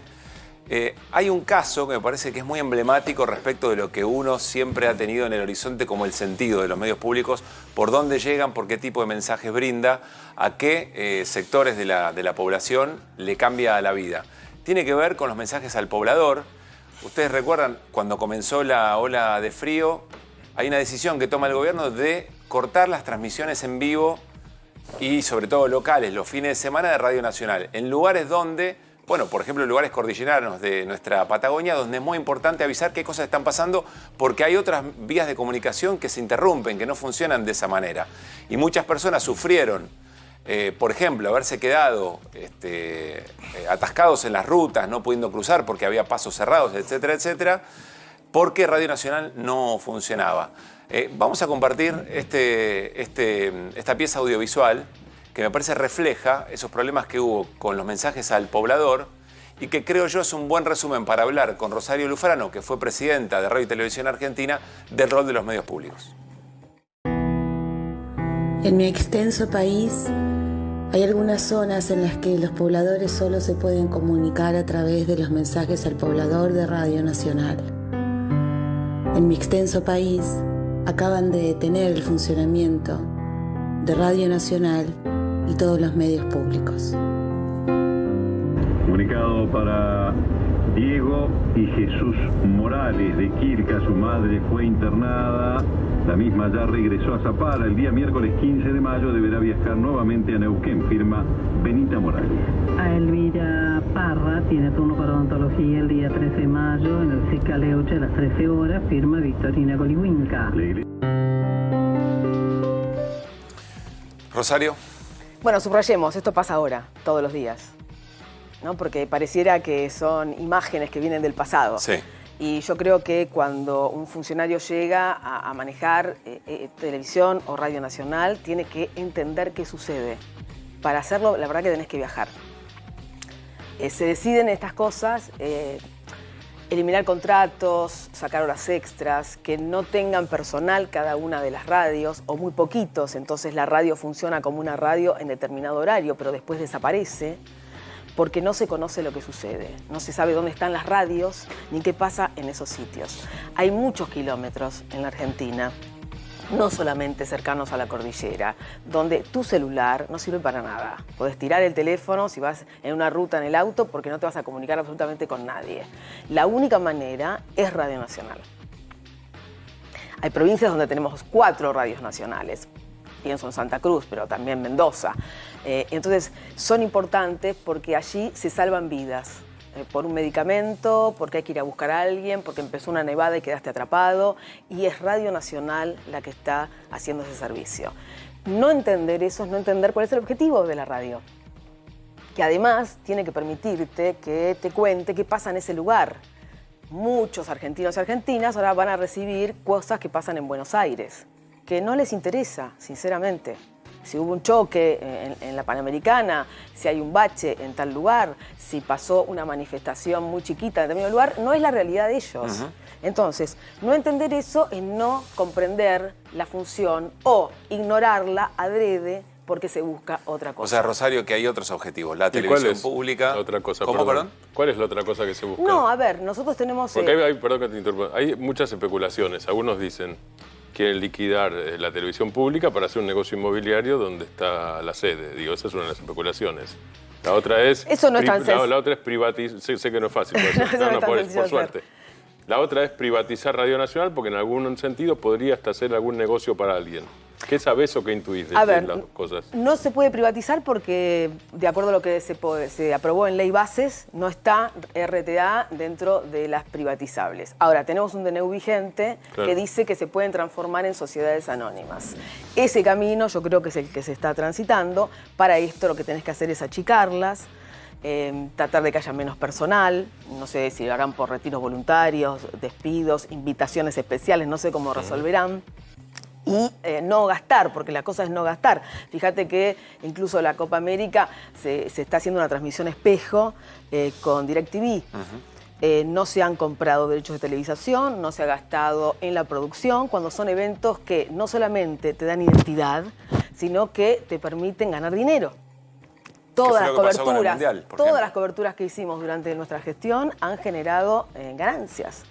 Pero le dimos... Ganancia publicitaria. Sí, pero le dimos una identidad a la producción de ese evento deportivo que nos generó el rating y hemos ganado en rating a toda la competencia y hemos ganado dinero. Por lo tanto, no se entiende por qué esto se abandona, en realidad, bajo el pretexto de que no hay plata para nada. Rosario, lo último, pero no quiero dejar de hacerte la pregunta incómoda, porque no es solamente Radio Nacional, es la televisión pública, es Telam, son los espacios y las productoras de contenido público. Para que un gobierno quiera hacer eso y tenga éxito, también en la sociedad que quizás relaja la defensa de todo eso.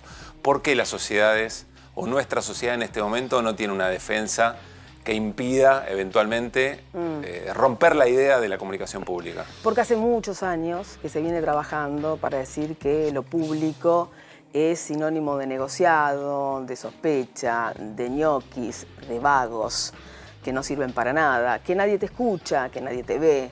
Entonces esto también está amplificado por las oposiciones políticas, por algunos medios de comunicación, buscando otro interés, evidentemente. Y si yo te intoxico todos los días diciendo que la televisión pública son muchas personas, demasiado sobredimensionado, que ganan todos una fortuna inconmensurable, que además no hacen nada y que nadie los ve, vos que todos los días te levantás a las 5 de la mañana, tratás de cumplir con tu laburo, mandás a los pibes al colegio, pagás los impuestos y al final yo me rompo el lomo y resulta que estos tipos ganan una fortuna y no hacen nada y nadie los ve. ¿Para qué necesitamos un canal público? ¿Para qué necesitamos una radio nacional? Ese esquema que le entra a fallar también cuando hasta podés con ese sentido decir, ¿para qué quiero ejército? ¿Por qué no lo cierro? Si también es un gasto grande. Y pero es una cuestión de mentalidad porque la mentalidad de aquellos que no creen en el Estado también entienden que no necesitan una comunicación y esa herramienta. Si la tienen o con las redes o con algunos medios amigos. ¿Para qué vas a usar vos esta estructura? Claro que no es así. Por eso te doy la prueba de que se pueden hacer contenidos de exportación. Nosotros hemos ganado muchos premios nacionales, pero también internacionales. Quiere decir que hay calidad de producción, que se puede hacer y que lo que se busca es que eso desaparezca o que el negocio lo termine haciendo otro. Rosario, gracias por haber venido. Gracias a ustedes. Éxitos. Norita, por favor, no se Norita. olviden, un streaming con legado. Gracias por haber venido. Que A se repita ustedes. además. Gracias. Bueno, nos vamos a ir a una tanda. Después de la tanda nos está esperando Martín Yesa desde Pinamar, fue intendente de Pinamar, gran protagonista de estas horas porque es el titular del organismo partidario más importante que tiene el PRO, la Asamblea, que generó una ruptura, una tensión, definiciones y declaraciones muy fuertes. Hoy de Patricia Bullrich, no seremos agua tibia, dijo Patricia Bullrich respecto de lo que se dirimió en estas horas. Alianza o fusión con el gobierno de Javier Milei. Va a ser interesante escucharlo a Martín Yesa, diputado nacional.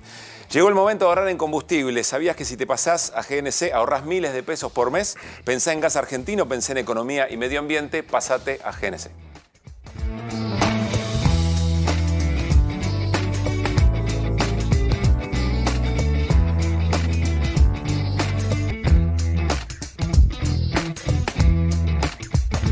Bueno, muy bien. Seguimos en QR hasta las 11 de la noche y le agradecemos a Martín Yesa estar conectados con nosotros desde Pinamar. Siempre la costa argentina en invierno es una cosa extraordinaria. Recuerden, fue intendente de Pinamar, diputado nacional, y ahora está a cargo del órgano partidario más importante que tiene el PRO, la propia Asamblea Partidaria. Martín, soy Pablo Caruso, todo el equipo de QR en A24. Saludamos. ¿Cómo estás? Buenas noches. Hola Pablo, buenas noches. Gracias. Quiero hacer una aclaración antes de arrancar. Sí. Bueno, como bien decías, estoy en Pinamar, ya llegué, pues soy de Pinamar. Claro. Estoy sin armadura porque llegué y hacía como 5 días que no veía. Yo tengo un bebé de 2 años, una nena y un nene de 4 y a mi esposa. Sí. Llegué y a la chiquitita le encanta bailar, así que estuvimos bailando y cantando un rato, entonces me dejó sin armadura. Así que estoy con la guardia baja. Ténganme piedad. Puede decir cualquier cosa, claro, mejor. Está muy bien, Vamos. no, al contrario.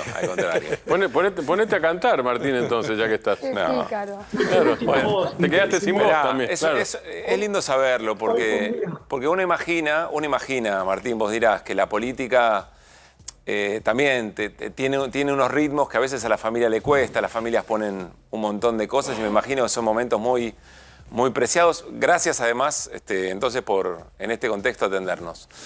Bueno, Martín, a ver, ¿cómo le explicarías a la ciudadanía que quizá no está tanto en los vaivenes internos de los partidos qué fue lo que pasó en las últimas horas y por qué las discusiones tan internas con Patricia Bullrich y el sector que representa dentro del PRO? Bueno, primero, lo más importante es que la asamblea de un partido es como la clase de cosa que nunca nadie supo muy bien qué hacía, de qué se trataba, pero cobró especial relevancia por 2 cosas. Lo primero porque, como vos bien decías, Pablo, al principio en la introducción, la Asamblea es el órgano que está encargado de determinar la política de alianzas de nuestro partido político con otros. El PRO siempre ha sido un partido frentista que ha hecho coaliciones y particularmente un tema que ustedes lo están analizando desde hace meses es, por ejemplo, si el PRO y la Libertad Avanza se van a reunir.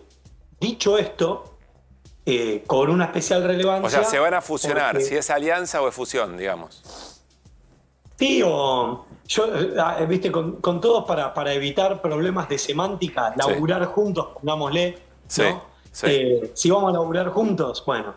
Yo creo que Patricia Bullrich hace un mes, más o menos, hizo un acto político en la provincia de Buenos Aires con las autoridades partidarias las ex autoridades partidarias del PRO y las actuales de la Libertad Avanza, y dijo 2 cosas. 1, que el PRO ya fue, y 2, que estás con el cambio o estás en contra del cambio. Yo, pará. Por 2 motivos. El primero, venís de ser la presidenta del PRO 4 años, fuiste la candidata a presidenta del PRO hace 6 meses. Claro. Me parece que no hace falta hablar así de un partido político en donde personas como yo y miles de voluntarios, de candidatos, confiamos en vos para que nos lideres y lleves adelante nuestros valores y nuestros principios. Me parece que no nos merecemos que hables así de nosotros.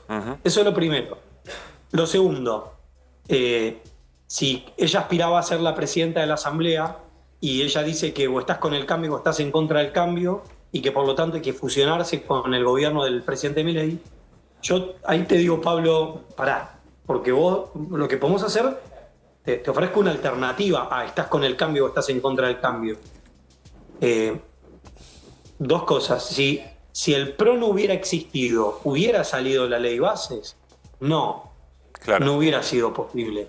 Esa y tantas otras discusiones. Pero además porque el rol del PRO también, digamos, si nos hubiéramos puesto en un lugar clásico, político, mezquino, lo podríamos haber reducido a meramente un rol burocrático administrativo, levantar la mano y votar en el Congreso. Yo hoy soy diputado nacional. Claro. Pero no lo hicimos así. Lideramos la conversación pública en la Argentina alrededor de la importancia de la ley bases. Por eso el propio presidente Milei nos lo agradeció esta semana. O sea, la militaron, no solamente estuvieron aportando los votos, claro. Y el presidente es agradecido del trabajo que hemos hecho, no es que no esté agradecido. Sí. Por eso a veces hay gente que quiere ser más papista que el Papa y comete estos atropellos que son innecesarios, porque pues somos otro partido político, necesitamos ir a un proceso de saneamiento de nuestro partido. ¿Por qué? Porque estamos en nuestra peor versión en 20 años. El PRO es un partido político que desde la fundación que lideró Mauricio Macri hace 20 años. Ahora, nosotros sabemos cómo es ganar. Estábamos acostumbrados a ganar o a estar ahí en la pelea, ¿no? Claro, lo decís por haber salido tercero en la general. Déjame hacerte una pregunta ahí, o dos preguntas, si vos querés, para tratar de enriquecer un poco la mirada.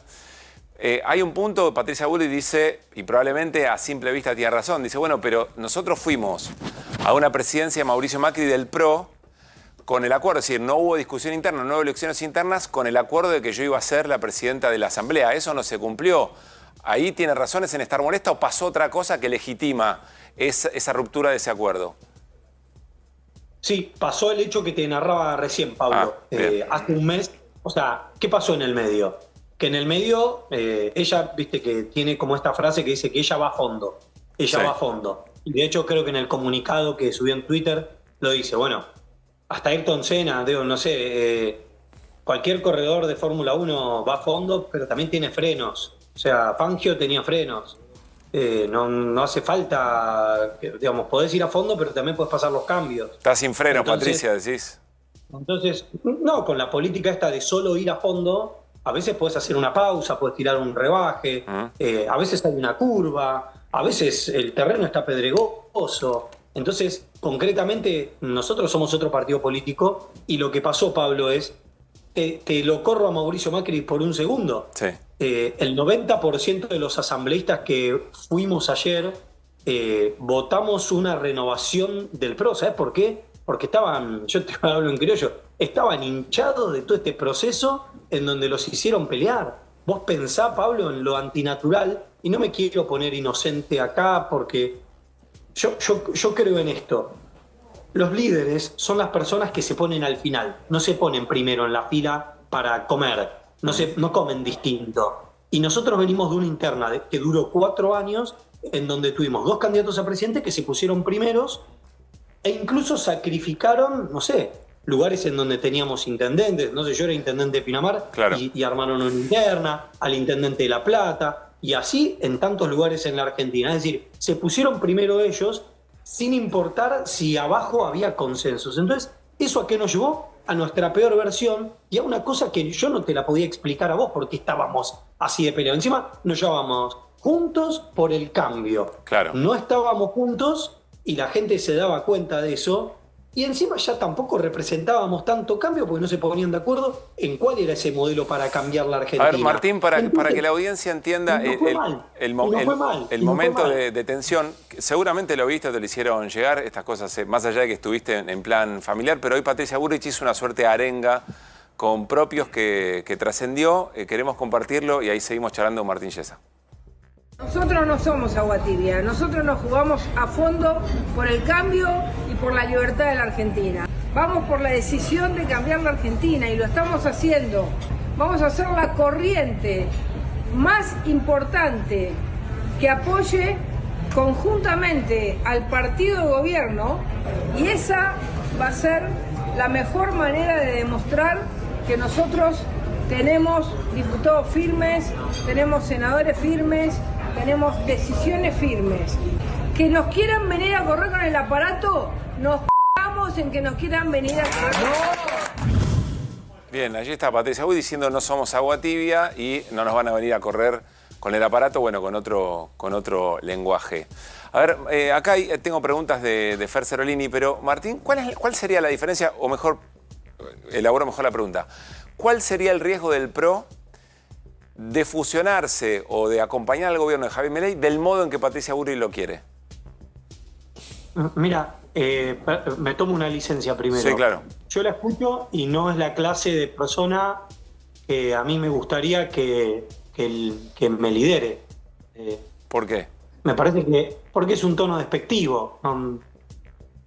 No me parece que así deba referirse una persona que pudo haber liderado la Argentina. Decir que el que no piensa como vos es un tibio. Además, no sé, el aparato, ¿sabes lo que me pasó hoy, Pablo? Vos pensás que todos los que estaban ahí en esa imagen, todos tienen chofer y custodia, pertenecen al Ministerio de Seguridad de la Nación, entiendo que es un protocolo, les corresponde. Yo me venía en mi auto, se me pinchó la goma y estuve 6 horas parado en la ruta hasta que vinieran con una rueda para ayudarme para resolverlo. No sé, viste, cuando son tonos despectivos, que me parece que son indignos de los tiempos que corren en la Argentina. Bueno, el presidente tiene esas maneras también, ¿no? Uno puede decir, preside a alguien que tiene ese mismo tono y multiplicado por un par de veces. Bueno, una cosa es que el presidente tenga esa forma y otra cosa es que cualquiera se tome esas atribuciones, ¿no? Entonces, por supuesto que nosotros además tenemos una responsabilidad institucional, el presidente tiene su propio estilo, por supuesto que por eso aclaramos que no somos del mismo partido político, hay cosas que nosotros haríamos o hubiéramos hecho diferentes, pero bien, es el presidente que votaron millones de argentinos, por eso también, y lo vuelvo a aclarar, nuestro compromiso con el camino del cambio, liderados por Mauricio Macri, por supuesto, en esto siempre ha hecho un mantra de nuestro partido político, somos el cambio, no somos nada, vamos a estar ahí para acompañar al presidente, no solamente para dar sostenibilidad institucional a la Argentina en este camino de cambio, sino también para apuntalar ese cambio, discutirlo en todo lo que podamos aportar, saben que cuentan con nosotros como lo hemos hecho hasta ahora, por eso no es necesario ser así de despectivo como se la escuchó recién a la ministra de Seguridad de todos los argentinos. Fernando. Sí, ¿qué tal? Buenas noches, Yesa. Mi pregunta tiene que ver con, usted dijo recién que se pudo hacer, la ley base se llegó a ser aprobada porque estuvo el PRO, que si no, no hubiera salido. Ustedes tienen una historia de cuando gobernaron con respecto al tema alimentario, con respecto al tema remedios, donde estuvo Carolina Stanley, hicieron un tipo de cobertura que no se les criticó la asistencia aún en las crisis económicas que se generaron y que la gente estaba cubierta. En este momento hay mucha gente que con el tema alimentario la está pasando muy mal y es una de las discusiones que hay, lo mismo que con el tema remedios, con el gobierno. Ustedes participaron para votar con el tema de la ley bases. ¿No tienen posibilidad de incidir en lo otro como para modificarlo, ya que tienen, si bien usted pretende diferenciarse más que Bullrich, por supuesto, a la vez está diciendo que la ley salió porque ustedes la aprobaron? Martín. ¿No pueden trabajar en lo otro? Definitivamente tenés razón en que entre la idea del presidente Milei, que me parece que es interesante, su idea de capital humano, ¿no? Un ministerio que articule múltiples funciones, que trabajen de manera coordinada, homogeneizada, digamos, te lo voy a decir así, parece una partitura bien escrita, necesita buenos ejecutores. Y eso no les ha pasado y está teniendo consecuencias muy graves. De hecho, yo recuerdo, es de las cosas, perdón, me tomo la licencia, pero le presto mucha atención a lo que dice la gente y después lo que hace la gente.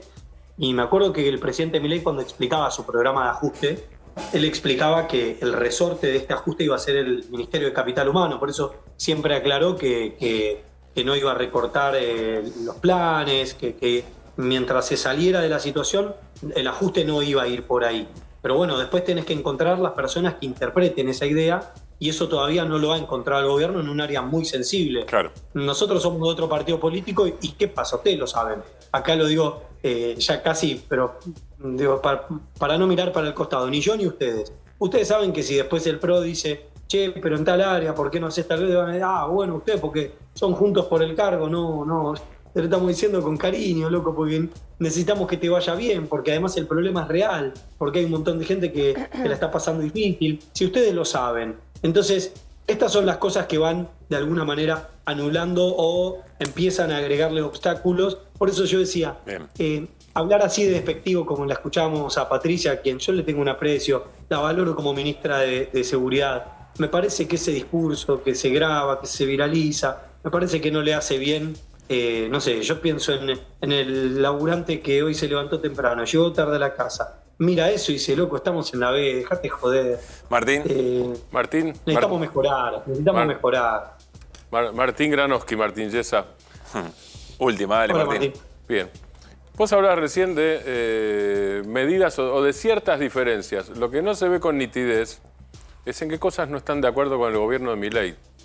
Porque hasta ahora, en realidad, si uno observa, es hasta qué punto se juega cada sector del PRO en el apoyo a Milei. Si en la fusión o en el apoyo. Pero no hay distinción. Ustedes votaron a favor de la ley bases. Digo, pongo la ley bases al costado. En el día a día, ¿en qué cosas concretas no están de acuerdo con Milei? ¿O están de acuerdo en todo? No, yo creo que también hay un tema de honestidad intelectual. Te voy a hablar por mí. Me tomo... No quiero hablar por nadie más, voy a hablar por mí. Yo siento, y creo que más de uno se puede sentir representado en el PRO por esto que voy a decir, que quizás hay algo de deshonestidad intelectual, o yo siento a veces que habría como algo de deshonestidad intelectual, de decir, bueno, sí, vas a achicar en un 30% el gasto del Estado, vas a enfriar el gasto público, vas a destruir la inflación, vas a atender al equilibrio fiscal y, pero es obvio que en el corto plazo va a haber algo de recesión. Cualquiera lo sabe. Digamos, cualquier persona que, no sé, que tiene como un conocimiento básico sobre este tema sabe que es así. Entonces como que hay algo de deshonestidad intelectual en decir, bueno, pero hay recesión. Bueno, sí, pero es algo que todo el mundo lo sabía, y que de hecho se mencionó en el debate del año pasado, y así todo, millones de argentinos lo votamos. Yo lo voté en el balotaje al presidente Milei, lo votamos sabiendo que sí, que era una de las posibilidades. Por eso no miro para el costado como me decís, si en tal ministerio, en tal cosa, pasó tal cosa con tal programa. Sí, es cierto, no me gusta, pero también sé separar entre lo que es verdaderamente importante y urgente para resolver en la Argentina. Entonces, si el presidente Milei y asumió con estos dos mandatos, ¿no? Por un lado, sanear, equilibrar la economía, y por el otro lado, la urgencia de la inseguridad en la Argentina, con el narcotráfico creciente que estaba anárquico en Santa Fe, que afortunadamente ahora, con la Martín, conducción del gobernador disculpa la interrupción. Yo te pregunté en qué no estás de acuerdo y vos me decís que estás de acuerdo en todo. No, yo lo que digo es que habría una deshonestidad intelectual de mi parte, en especial en si yo hiciera como una cosa performática de hacerme el mega indignado con cosas que todos sabíamos que podían llegar a pasar y que eran parte de los riesgos. Ahora, pasó ya empieza el 7º mes, se aprobó la ley bases. También es cierto que es deshonesto y sería deshonesto intelectualmente decirle al gobierno, al que se le aprobó hace 3 semanas la ley bases, bueno, dale, implementala. Una ley que se podría haber implementado hace 3 meses y que hoy tendríamos que estar juzgando la implementación, el proceso de implementación de la ley base. Por eso no pasó. Entonces, también es cierto que hay un contexto político en donde hubo un montón de partidos políticos que buscaron pequeñas ventajas.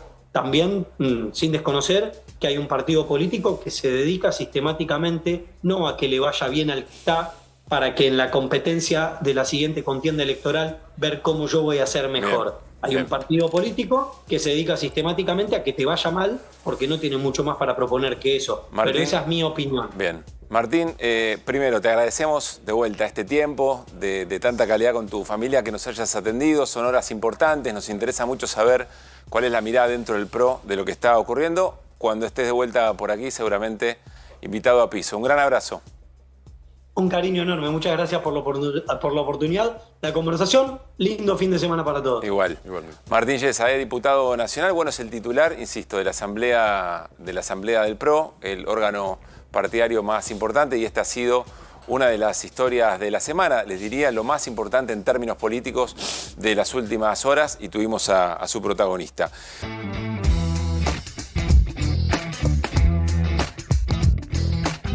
Bueno, muy bien, últimos minutos de QR del viernes y de la semana, con algo que pasó esta mañana que deja mucha tela para cortar. Javier Milei fue al CENART y despidió a la comitiva de deportistas que van a participar en los Juegos Olímpicos en París.